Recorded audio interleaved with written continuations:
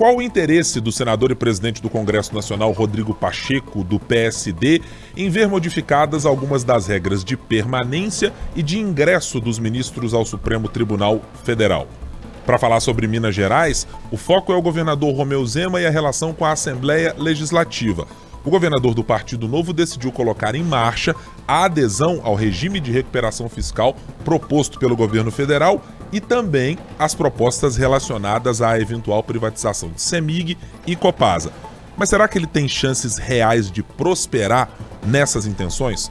São os assuntos que a gente vai tratar a partir de agora no 3 sobre os 3. Os principais fatos sobre os três poderes da República. 3 sobre os 3.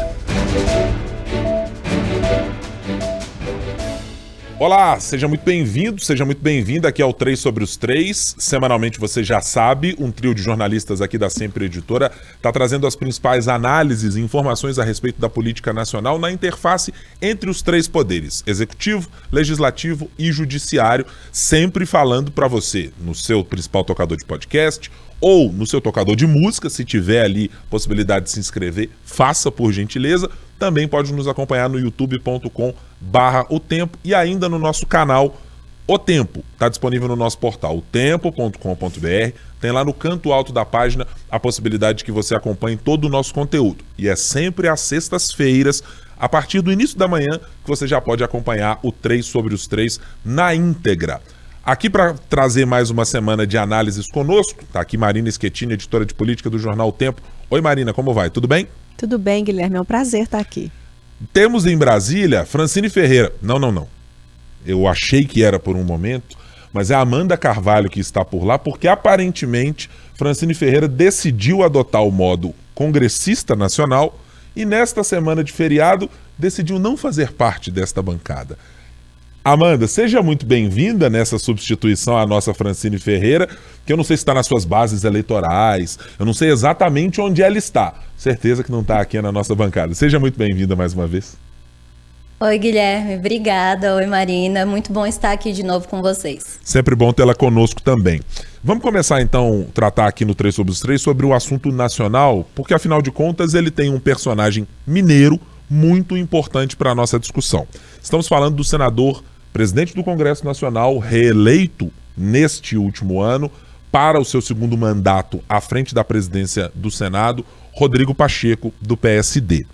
Acho que para quem acompanha mesmo a política detidamente e os passos de Rodrigo Pacheco na relação entre poderes, executivo, legislativo e judiciário, causou alguma surpresa a posição adotada por ele ao discutir e levar à frente as propostas relacionadas ao Supremo Tribunal Federal em duas frentes. A primeira, de modificação da idade mínima de ministros para ingresso na corte, e uma segunda, que versa sobre a possibilidade de que esses ministros tenham um mandato definido, se de 10, 12, 15, 20 anos, mas que tenham um mandato que não seja definido apenas pela idade dos ministros, como é atualmente. Chegando aos 75 anos, eles têm de compulsoriamente se aposentarem. Vamos começar essa conversa então. Amanda, primeiro por você, porque eu queria o seu diagnóstico. É uma surpresa para quem está em Brasília, acompanhando o Rodrigo Pacheco, acompanhando a maneira, para nós, mineira, de lidar com assuntos de extrema dificuldade na relação entre os poderes, o que nos pareceu uma espécie de tomada de posição anti-STF? Olha, Guilherme, olhando aí no dia a dia, né, a gente que cobre política, os três poderes, fica essa impressão mesmo de que o Pacheco vem agindo aí de forma um pouco ambígua, né, misteriosa, um pouco ali em cima do muro. Quando o ex-presidente Jair Bolsonaro estava no poder, o Pacheco pouco se mostrava ali contra, né? Só se mostrou contra quando parecia ali uma coisa imprescindível. E ainda assim ele não era 100% contundente quanto a isso, né? Com o Lula foi a mesma coisa, né? Pelo menos nos 6 primeiros meses, o Pacheco não queria climão entre o legislativo e o executivo. Lula apoiou o Pacheco e vice-versa. Mas a gente tem que avaliar aí a longo prazo, né, o que se espera agora, o que a gente avalia que pode estar acontecendo. O Pacheco pode sim lançar o Alcolumbre, atual presidente da CCJ, no Senado como presidente da casa agora, né? Enquanto ele, o Pacheco, já pensa aí um pouquinho no futuro, em 2026 talvez, Minas Gerais, governo de Minas Gerais. Então é uma possibilidade. A gente observa aí que o Pacheco sempre teve uma relação ali muito tranquila, muito polida com os ministros do Supremo, e agora que o STF está com todo esse... como eu posso dizer, todo esse protagonismo, eu diria, ali em pautas progressistas e de costume, que estão incomodando fortemente a maior parte ali conservadora do Congresso, o Pacheco vem tomando aí decisões, como você mencionou, que são claro aceno também aos bolsonaristas, né, ao bolsonarismo. Esses bolsonaristas, eles vão ter sim um papel muito grande no sucesso dessas duas possibilidades aí, Pacheco em Minas e Alcolumbre de volta no Senado como presidente. Então o jogo tá virando um pouco, Pacheco tem proximidade com a ala de centro-direita aí de Minas, né? Ano passado a gente teve uma eleição aí, todas de políticos de direita ou com traços mais voltados para a direita, Zema, Nicolas, Cleitinho. Então muito se falava também do Pacheco ser ventilado para o próprio STF, né? Mas essa teoria ela já perdeu bastante força, no TCU também a mesma coisa. Então acho que o que tem questão agora mesmo é o futuro do nosso misterioso Rodrigo Pacheco. Rodrigo Pacheco, Marina, tem 46 anos. As escolhas que o presidente Lula tem a fazer para ministros do Supremo Tribunal Federal, como a Amanda disse, já não parecem tê-lo mais no radar. Se eu fizer a pergunta a você dizendo, Rodrigo Pacheco de alguma maneira mira algo em causa própria ao pensar numa possibilidade que o Supremo Tribunal Federal tenha regras diferentes, mais abertas ou mais sujeitas a uma permeabilidade política, tem algum interesse próprio do Rodrigo Pacheco em olhar para esse cenário pensando, olha, se a minha carreira política durar aí de maneira perene 20, 30 anos, talvez um dia eu mesmo seja beneficiado por uma lei que lá em 2024, como dito por ele, a ideia de começar essa tramitação dessa PEC, poderia estar legislando em causa própria? Eu acho que poderia, mas no conjunto aí que a Amanda já trouxe, sabe? Acho que pensando ali no antecessor dele, que ele planeja que seja sucessor, que é o Davi Alcolumbre, e pensando no futuro dele aqui em Minas. Mas também é uma virada na vida ali do Rodrigo Pacheco. Mas se a gente for pensar no berço político dele, como ele começou, quando ele começou, aqui na vida dele, aqui em Minas, antes ele ganhar essa projeção toda de presidente do Senado, o Rodrigo Pacheco sempre esteve mais à direita, à centro-direita que seja. E ele foi eleito a primeira vez lá para presidente do Senado, inclusive com o apoio do Bolsonaro. Então é uma guinada, mas talvez seja um retorno às origens dele. E é isso, ele já percebeu que o futuro no STF dele não tá para vir, não vai acontecer. Nem essa possibilidade do TCU que a Amanda já citou, porque dependeria do Bruno Dantas ser o indicado, que já parece que não vai ser, isso também parece que não vai acontecer. Então ele não precisa pensar no futuro dele, outro futuro político. Então ele precisa se organizar para isso. Daí eu acho esses movimentos dele. Acho que causa um estranhamento, porque a gente estava vendo aí lá no início do ano, por mais que ele tenha sido sempre muito discreto, esse jeitinho mineiro que você falou, a gente viu alguns posicionamentos depois do ataque de 8 de janeiro, mais firmes de Rodrigo Pacheco, que precisaria acabar com o golpismo bolsonarista, que ele disse. Então agora, quando ela faz essa mudança, causa um pouquinho de estranhamento realmente. E que sinalizava uma aproximação, né, Marina, com os interesses que naquele momento eram os mesmos do Executivo. Talvez a leitura que fizéssemos naquele momento é de que, não, olha, Rodrigo Pacheco se alinhou necessariamente ao Executivo. Me parece que se alinhou à pauta do momento, mas nunca exatamente ao componente ideológico ou que faz o governo federal ser o governo federal, né? E é isso, você pensa, poxa, mas ele já está trabalhando agora para uma eleição que vai acontecer em 2025, que é do comando do Senado, e outra em 2026. Sim, porque é construção e desconstrução de imagem, isso leva tempo.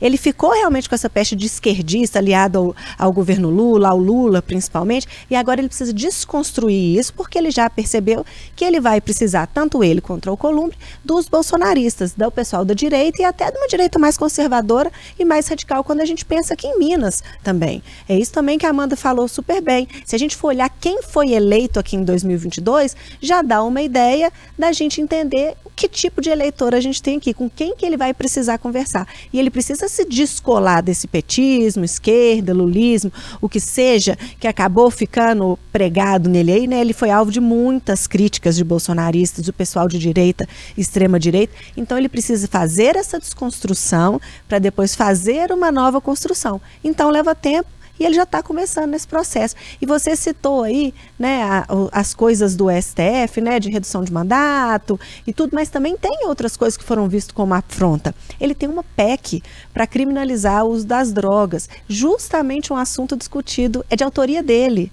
Né? Então, assim, personifica muito o embate. Né? Ele colocou para votar ali, aprovou rapidinho, e é claro que ele tem uma participação nessa votação, o marco temporal das terras indígenas. Então, são muitos sinais para não ser um movimento, para ser só uma coincidência. Eu acho que existe um personagem que talvez sirva de exemplo ou seja fornecedor de alguns indícios do que pode acontecer com quem não mantém esse equilíbrio fino entre oposição e base quando está no Congresso, em especial na posição de presidente. Se chama Rodrigo Maia. As dificuldades que ele enfrentou politicamente por ter feito um anteparo ao presidente Jair Bolsonaro, à época no comando do país, e ao modelo que gostaria de ser implantado pelo governo, que foi depois adotado por Arthur Lira de orçamento secreto, tratoraço quando as matérias chegassem ao Congresso, custou a ele muito caro, custou inclusive a inviabilização completa da sua participação política para concorrer a um novo mandato, ou para pelo menos manter algum espólio que garantisse a Rodrigo Maia estar no Congresso de uma maneira que me parece que o Rodrigo Pacheco gostaria de ter. Eu não serei o presidente, mas se o presidente for um grandíssimo aliado meu, eu tenho a possibilidade de colher muitas benesses e de colher espaço político para fazer exatamente a minha construção, para 25 para 26. É o que o Alcolumbre faz hoje, né? O Alcolumbre continua, ele está na presidência ali da CCJ, mas ele participa de todas as decisões. E é impossível a gente pensar no Rodrigo Maia com aquele poder que ele teve, talvez tenha inaugurado aí, né, a era dos superpoderosos, super envolvidos em todos os assuntos, participantes, e com super influência em tudo, dos presidentes da Câmara. E você vê o que ele era e o que acabou virando o futuro político dele, talvez seja exatamente isso que o Rodrigo Pacheco tenta evitar. Eu para preparar aqui a minha fala nessa conversa sobre o Rodrigo Pacheco, eu quis tentar mergulhar um pouco mais nas premissas que estão adotadas no discurso de Rodrigo Pacheco quando trata especificamente dessas mudanças do Supremo Tribunal Federal. E tem duas coisas que me chamam muito a atenção na fala de Pacheco. A primeira delas é essa história de que o judiciário não deveria se meter em marco temporal, não deveria se meter em lei relativa a aborto, não deveria se meter na lei antidrogas, que eu acho que ela parte de uma premissa que é equivocada. Não quer dizer que o Congresso não seja a casa principal a criar legislação, a modificar uma legislação. Mas acho que não dá para retirar ao mesmo tempo a possibilidade que o Supremo Tribunal Federal, à luz de descumprimentos ou interpretações errôneas feitas pelos poderes, pelos Superiores Tribunais de Justiça, pelas outras instâncias do Judiciário, pelas forças de segurança, resvalando nos estados, de que o Supremo não deva também ter um olhar sobre esses pontos. Eu não quero aqui dizer que o Supremo, ao ter um olhar, talvez não extrapole as suas competências, ou não extrapole a medida, a calibragem de onde chegar, até quando estabelecer gradações. Isso é papel do Supremo, ou dizer apenas que é constitucional ou inconstitucional. Então eu acho também que o Supremo tem dificuldades para se organizar num discurso que coloque o risco de chão, né? O risco de giz no chão para dizer, gente, estamos indo só até aqui, Congresso, daqui para frente é com vocês. Nós estamos apenas trazendo esse tema. Então acho que primeiro tem uma premissa aí que me parece incorreta, de dizer, o Supremo não deve tratar desses assuntos. Deve, mas deve tratar circunscrito àquilo que lhe cabe. E não me parece que em alguns desses casos seja exatamente essa ideia de o Supremo está legislando, criando uma legislação nova. Não, está olhando apenas para algumas condições objetivas que tem, no caso, por exemplo, da lei antidrogas, está muito evidente que tentou se levar a discussão para, olha, vai liberar geral as drogas. Não se trata absolutamente disso. são questões diferentes. Penalizar é uma coisa, liberação é outra, a calibragem do que é a punição é uma terceira coisa. Então são coisas completamente diferentes. Então acho que tem essa premissa que está ali no discurso de Rodrigo Pacheco, que me parece também está um pouco nublada nessa percepção e está servindo muito mais aos seus próprios interesses políticos, pensando no futuro no Congresso Nacional, do que notadamente numa discussão jurídica. E tem um segundo ponto que me incomoda, que tem a ver com também algo que o Rodrigo Pacheco repete rotineiramente, que é dizer, é bom para o país ter uma limitação de idade mínima ou um mandato dos ministros. Mas em que bases nós estamos tratando? É bom por quê? É bom exatamente por qual situação? E há um dos argumentos trazidos pelo próprio Rodrigo Pacheco, que eu fui olhar, por exemplo, lendo um artigo do professor Rafael Maffei, que é titular de uma cadeira na Universidade de São Paulo e também de outras universidades naquele mesmo estado, de dizer, olha, precisamos ter segurança jurídica quando isso acontece. Mas que segurança jurídica poderemos ter se os ministros troquem de mandato com alguma frequência? Podemos garantir que os ministros não quererão revisitar as decisões que foram dadas por ministros anteriores, e aí a gente não pode ter uma bola de neve de cada ministro que entra quer revisar uma legislação? Porque eu acho que é uma discussão mais profunda. Isso haverá limitação? De que maneira isso vai ser feito? Por que o mandato é exatamente positivo? Eu não tenho essas respostas e não tenho essa certeza, mas me parece que a discussão está muito incipiente para ter certezas absolutas de que uma mudança nessa ordem é uma mudança para melhor. Mas eu acho que é meio isso mesmo, assim, que você está falando. Porque a ideia aqui não é discutir. Eu acho que nenhum de nós três aqui está dizendo que não precisa haver mudança no Supremo. Tá? Serem discutidas essas mudanças, eu acho que a gente tem que poder discutir tudo o tempo inteiro, se for feito de uma maneira séria, com argumento, com embasamento, mas o jeito que as coisas são colocadas, como tudo ganha publicidade, como que elas são discutidas, o momento, tudo junto, misturado, você põe lá uma proposta para mudar a regra para o Supremo, para tirar poder, aí depois você coloca lá um monte de coisa para votar, que é votada ali com 40 segundos, um trem que é difícil demais ver, umas tramitações recorde, tudo junto, assim, tem muita cara de um recado, muito mais do que uma discussão. O que se quer aqui, ao meu ver, é jogar para a galera. Porque esse assunto, combater o STF, é um assunto muito popular. Se atinge uma camada ali de eleitor muito grande. Então é muito menos o que faz sentido, que tenha embasamento, que pode realmente trazer uma mudança positiva para o judiciário, para o país de uma maneira como todo, e muito mais o que é fácil de eu embalar e colocar ali para o meu eleitor comprar. Então acho que é muito mais isso. Amanda, queria te perguntar, você também enxerga de alguma maneira esse assodamento na discussão como uma espécie de recado em duas frentes, ao próprio Supremo Tribunal Federal, para estabelecer ali um marco para o novo presidente do Supremo, Luiz Roberto Barroso, e dizer, presidente, olha só, discutamos, mas é só até aqui. E ao mesmo tempo, um recado para a sua potencial base numa disputa eleitoral para ter um candidato seu eleito no ano que vem, desse grupo de parlamentares. Eu fui inclusive consultar, são 22 frentes parlamentares que fizeram posicionamentos de dizer, nós estamos aqui a favor de uma proposta que limite poderes do Supremo.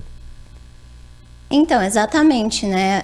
Eu acho que pode ser sim um aceno, principalmente à ala bolsonarista, sobretudo porque no Congresso a gente tem várias pautas sobre porte de drogas, aborto, e estão todas empacadas, todas ali não tem andamento, e o Supremo tomou a frente nessa questão nesse ano e gerou incômodo ali no Congresso.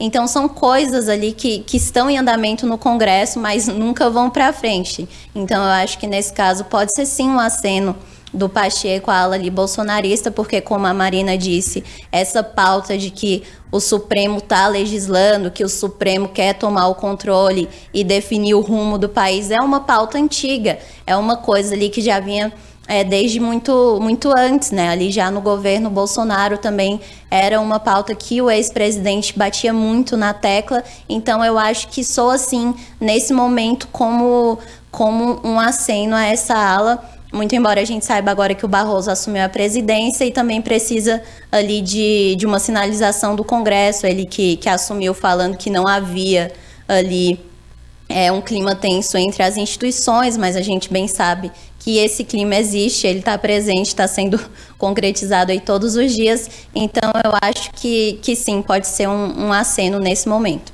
De alguma maneira, acho que o Rodrigo Pacheco fez endossando algumas dessas posições, tem também o efeito do alô, Barroso, me ligue, né? Vamos conversar. Vamos trazer aqui para a mesa, porque as coisas não estão aqui muito animadoras dentro do Senado. E acho que o Rodrigo Pacheco tem essa habilidade política de se posicionar com as falas que parecem sempre moderadas, ponderadas, sempre com a palavra certa, com a calma que transparece a figura de Rodrigo Pacheco, oferecendo uma solução.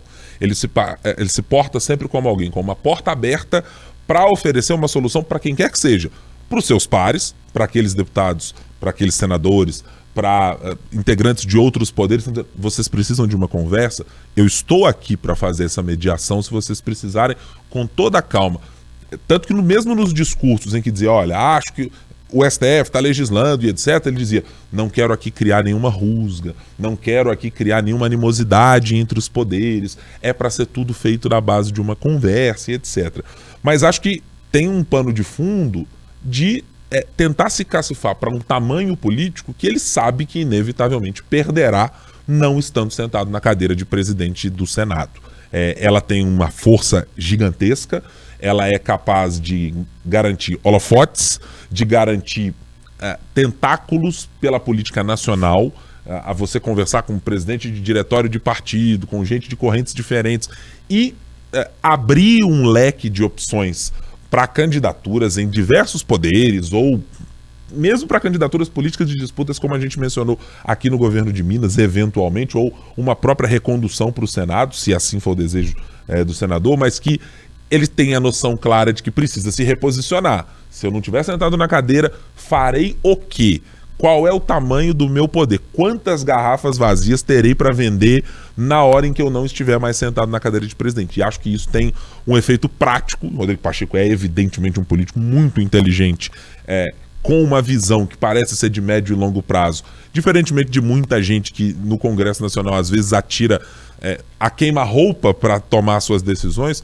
Ele parece calcular com alguma destreza aquilo que pretende fazer os seus próximos desafios políticos também. Vamos agora mudar de assunto para falar sobre Minas Gerais. Afinal de contas, tem também o governador aqui do estado, Romeu Zema, acho que colocando o time em campo de uma maneira que eu não sei se esperava no ano ainda de 2023, dadas as dificuldades que o governador acumulou na sua gestão de governo ao longo do ano. Fato é que ele decidiu levar à frente o regime de recuperação fiscal, trazendo o aval da Assembleia Legislativa, mesmo já tendo decisões judiciais que permitem que o processo esteja adiantado, e, ao mesmo tempo, levar à frente outra proposta para retirar o referendo necessário para a privatização, no caso de CEMIG ou de Copasa, ou da venda de estatais mineiras.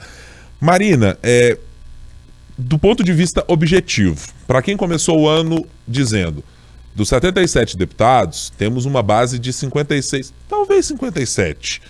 Para alguém que precisa de 48 votos para esta proposta específica da possibilidade de privatização e esse referendo, dá para olhar para o cenário do governador Romeu Zema dizendo, tem esses votos?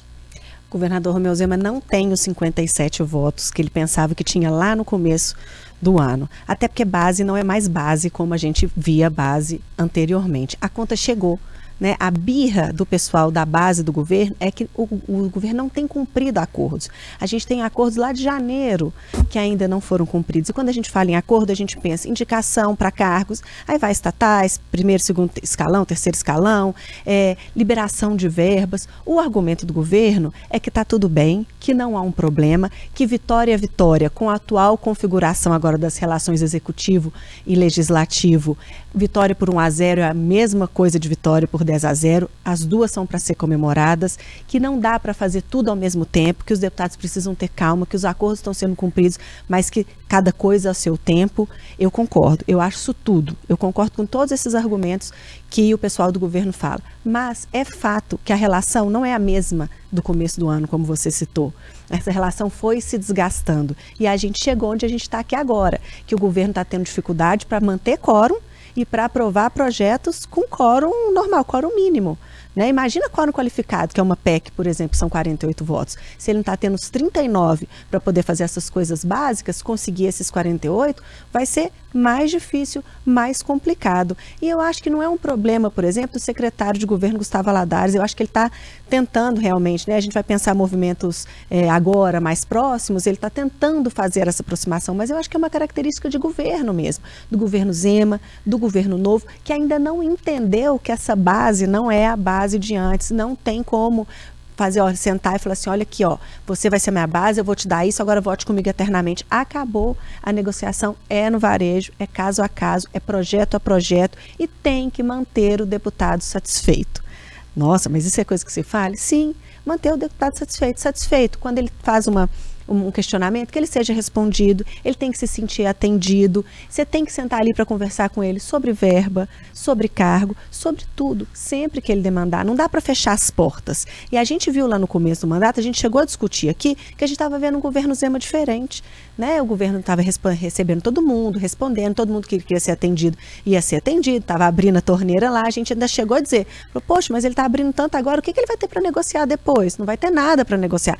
Talvez a gente esteja chegando neste momento. E agora a gente já começa a ver uma mudança de postura do governo. Acho que o governo já se tocou, por mais que não admita, que a situação mudou.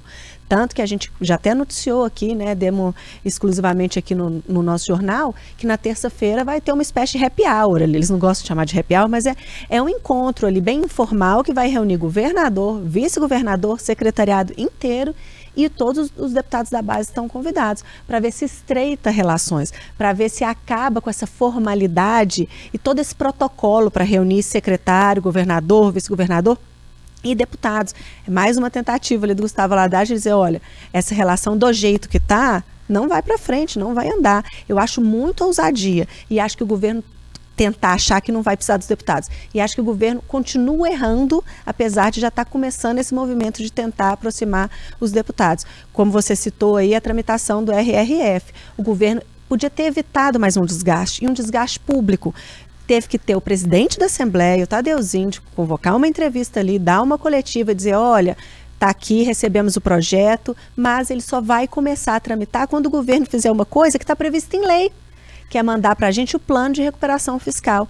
Aí isso passa para um deputado, na cabeça de um deputado, isso é um desrespeito, é uma falta de consideração, o governo não me leva a sério. Eu vou assinar papel em branco, né? O governo acha que não precisa de mim, agora ele vai ver. Causa esse tipo de reação. E como o governo está errado, ele, inclusive que é previsto em lei, ele tem que correr e dizer, não, ótimo, a gente vai mandar na segunda-feira o projeto.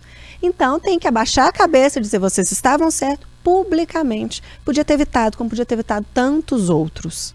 Eu concordo muito objetivamente com você, Marina, neste caso de que acho que é uma simplificação grosseira a gente atribuir, por exemplo, um problema especificamente a somente um nome na Secretaria de Governo. Porque, vejamos, o governador Romeu Zema já fez acenos, e a gente lembra no começo do ano de reuniões com os parlamentares, tete a tete, o governador entrando em campo para dizer, estou aqui para ouvir as demandas de vocês e participar. É na sua cidade que você precisa? Eu irei.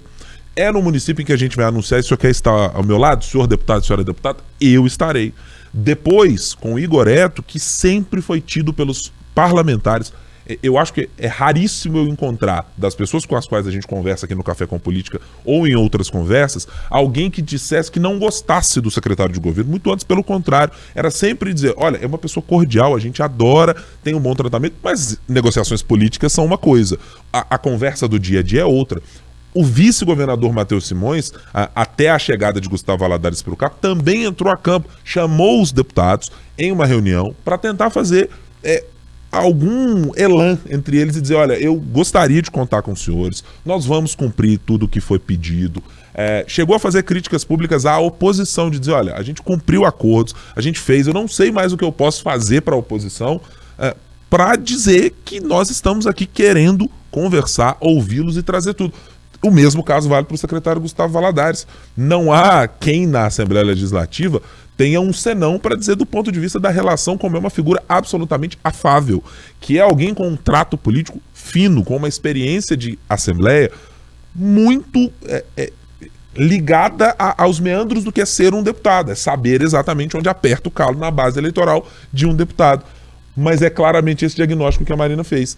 Não é uma maneira mais de fazer uma base aliada bovina. Não é simplesmente abrir uma porteira, colocar do outro lado o objetivo final e dizer, passa todo mundo na porteira aí porque o governo chegou e está tocando todo mundo com a varinha.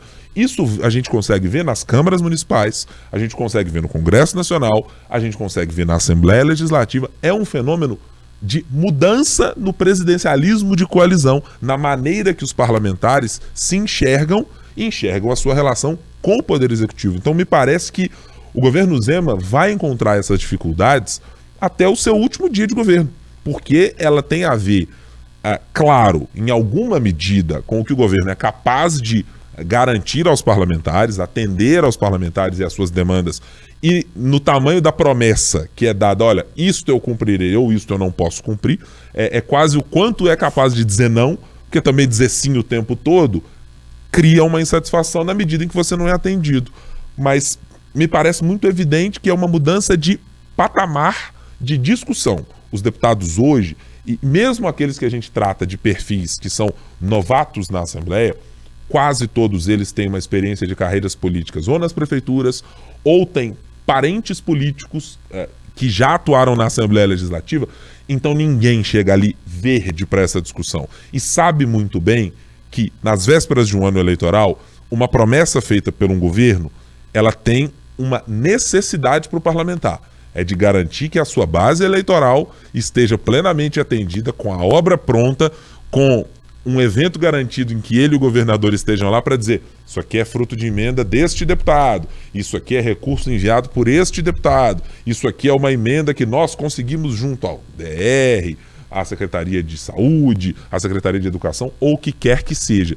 Então me parece que é uma encruzilhada. O governo, ainda que tente sair dela de uma maneira apenas de concessão, não vai conseguir. Talvez por isso, acho que essa informação que a Marina traz do converscote que está sendo planejado tenha muito a ver com uma nova possibilidade de se fazer política. Ou seja, se a gente entrega tudo que o deputado pede, onde mais podemos agradá-lo? Talvez seja no trato, talvez seja na relação interpessoal que esteja a chave para ter uma Assembleia Legislativa que garanta mais votos na proporção do que o governo Zema necessita. Amanda, essa eu acho que é uma dificuldade que todo mundo, país afora, tem. Brasília não é diferente. E o governador Romeu Zema está experimentando, ele que já foi novato na política até outro dia, está experimentando uma mudança que talvez ele não contasse com ela quando foi eleito. É isso, como vocês bem colocaram, né? Para manter uma base política ali firme, você tem, querendo ou não, que cumprir com as demandas que prometeu, né? Na minha avaliação, pelo que eu converso com vocês, com jornalistas de Minas Gerais, o Zema, ele tem pecado muito nisso, né? Em atrasar ali acordos feitos com a base. E a base política, a gente sabe que é uma plantinha que você tem que regar ali sempre para ela não morrer. E não só em Minas, como você falou, Guilherme, mas aqui em Brasília também nada é esquecido, né? Os políticos têm ali uma agendinha onde eles anotam as promessas feitas dos acordos e, como a Marina falou também, a conta chega e ela chega aí com juros, né? Como a gente está vendo nessa crise atual em Minas.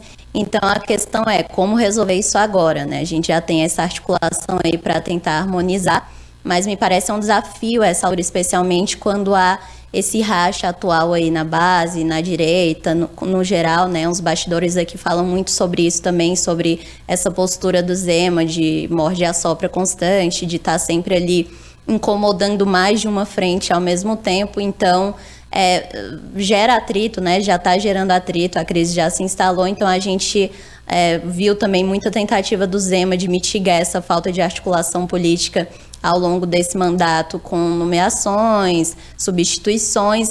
Então fica aí o desafio para amenizar esses desencontros, né? É realmente o desafio do Zema.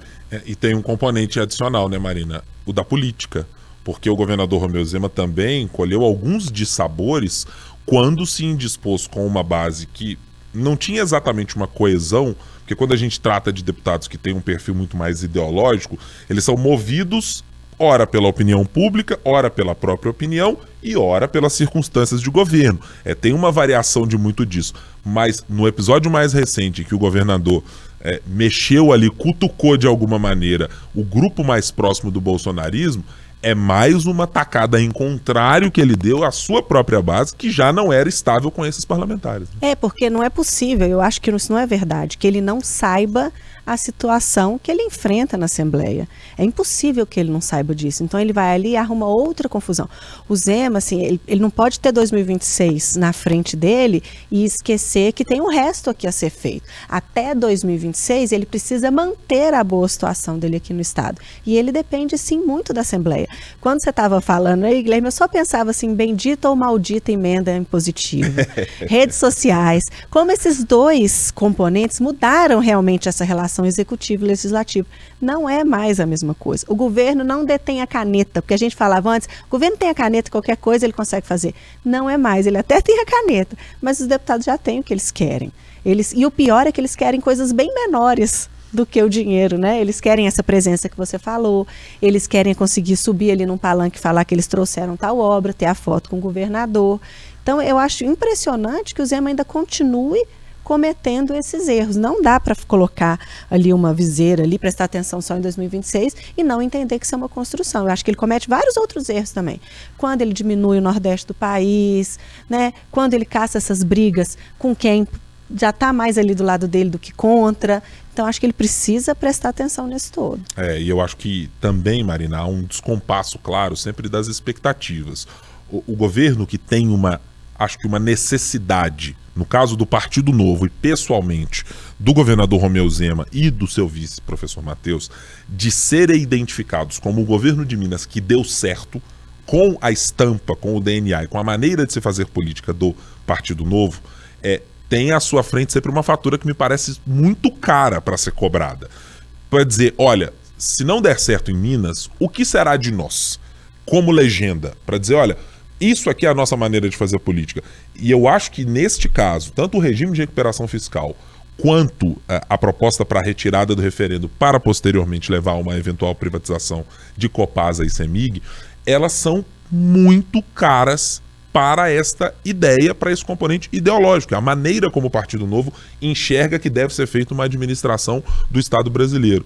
Então, não ter a capacidade de entregar isso, eu acho que deve doer bastante nos integrantes da legenda de dizer, mas isso aqui é muito importante. Porque, veja, perder ou sofrer uma derrota no ICMS de supérfluos, como a gente já teve, é claro que ela é uma derrota ruim, porque o governo precisava do caixa para levá-lo ao Fundo de Erradicação da Miséria, que é um componente, inclusive eleitoral, importante para o governo Zema.